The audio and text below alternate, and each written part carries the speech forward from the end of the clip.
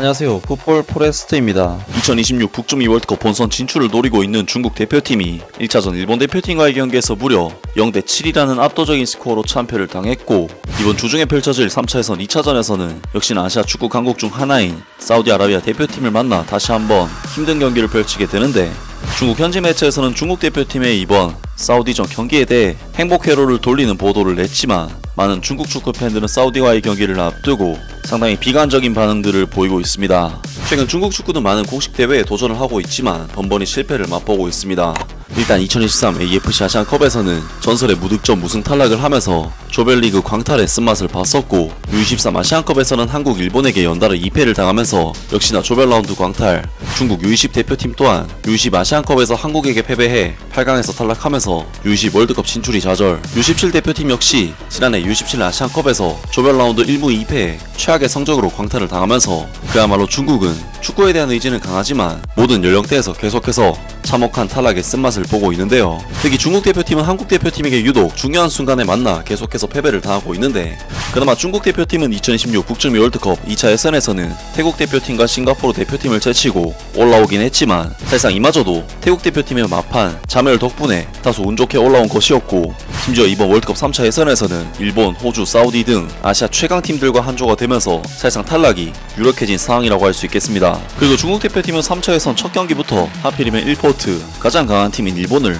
그것도 원정에서 상대하는 정말 어려운 경기를 치르게 되었는데, 중국 대표팀은 일본 대표팀에게 그야말로 무참히 밟혀버리면서 0대7이라는 압도적인 스코어로 박살이 나버렸고, 이번 경기는 아무리 중국과 일본의 전력 차이가 크다고 해도 그야말로 충격적인 내용의 패배가 아닐 수 없었는데요. 그리고 중국 대표팀은 이번 주중에 펼쳐지는 경기에서는 사우디아라비아 대표팀이라는 또 다른 아시아 강호를 상대로 힘든 경기를 치러야 하고, 이번 경기마저 놓치게 되면 중국으로서는 사실상 월드컵 진출을 꿈꿀 수 없는 상황이 될 텐데, 중국 현지 매체에서는 중국 대표팀에 대한 희망적인 내용의 보도를 하면서 최대한 희망의 회로를 돌리는 보도를 냈습니다. 생방송 뉴스 9월 9일 천진 매체 투나잇은 중국 대표팀과 사우디 대표팀의 싸움이 자신감을 회복할 수 있기를 바라는 기사를 썼고, 중국 대표팀은 시급히 우울함에서 벗어나야 한다. 어제는 중국 대표팀 코칭 스태프가 일본과의 경기에서 많은 실수들을 정리하고 선수들도 반성하는 시간을 가졌다. 첫 원정 경기에서 일본 팀에 7골 차로 패배한 것은 중국의 보스들에게 큰 충격을 안겨주었고, 두 팀 사이의 엄청난 격차가 육안으로도 눈에 띄었다.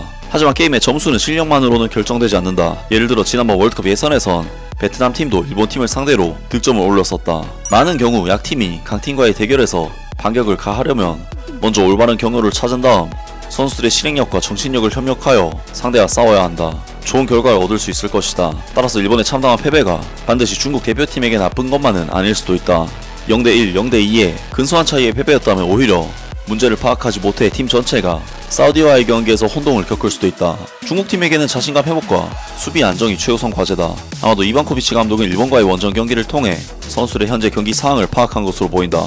현재 부상으로 팀을 떠난 류양을 제외한 나머지 중국 팀원들은 대기 중이다. 지난 이틀간 선수들의 발언으로 보아 이들 역시 다시 한번 오명을 지을 준비가 되어 있는 것으로 보인다 라면서 중국 현지 매체에서 중국이 1차전 일본과의 경기에서 철저하게 깨져서 오히려 정신을 차릴 수도 있다는 다소 얼토당토하는 주장을 펼치면서 내일 사우디와의 경기를 앞두고 최대한 행복 회로를 돌리는 보도를 냈습니다. 물론 1차전에서는 워낙 철저하게 깨졌었기 때문에 일본과의 경기를 통해 교훈을 얻을 수 있는 것은 맞지만, 반대로 선수들의 사기나 자신감은 큰 패배로 인해 더 떨어지지 않았을까 싶은데, 많은 중국 축구 팬들은 사우디와의 경기를 앞두고 상당히 비관적인 반응들을 보이고 있습니다. 이제 언론에서는 중국 대표팀에게 동기를 부여하기 위해 다양한 수법을 사용한다. 중국 대표팀이 꿈에서 깨어날 것 같은 느낌이 든다. 어떤 사람들은 실제로 중국 대표팀이 이길 것이라고 상상하고 있는 건가? 정신질환이 또 재발했나? 0대6으로 질 것이다. 한 골 덜 먹은 것에 대해 하나님께 감사드린다. 7대0으로 패배하지 않는 한 그들은 자신감을 가질 수 있을 것이다.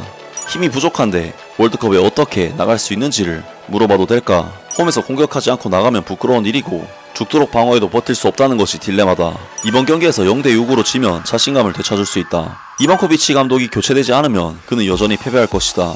왜냐하면 이반코비치 감독은 매우 고집스럽고 여전히 일본전의 대부분의 선수를 기용할 것이기 때문이다. 중국 선수들의 능력으로는 아무리 플레이를 해도 지기 마련이지만 얼마나 크게 지는지는 코치에 달려있다. 중국과 사우디아라비아의 대결에서 중국 선수들은 덜 지는 게 이기는 거라는 마음가짐을 가지고 있다. 이게 무슨 소리냐? 아직도 경기에서 이기고 싶은 거야.